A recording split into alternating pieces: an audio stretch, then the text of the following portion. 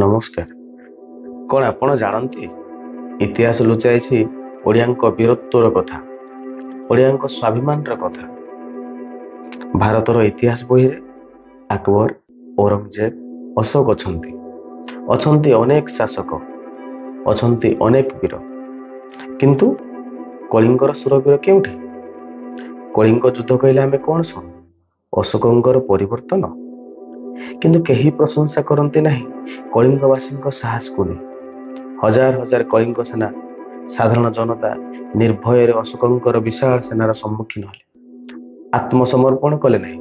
ସେମାନେ ଜିତି ପାରିଲେ ନାହିଁ ସତ, କିନ୍ତୁ ଭାରତର ଇତିହାସ ପରିବର୍ତ୍ତନ କରିଦେଲେ।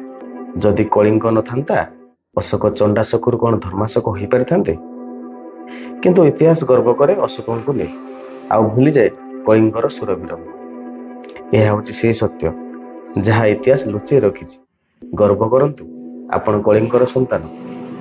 ଏମିତି ଅନେକ କାହାଣୀ ଜାଣିବାକୁ ସବସ୍କ୍ରାଇବ ଓ ଫଲୋ କରନ୍ତୁ। ଜୟ ଜଗନ୍ନାଥ।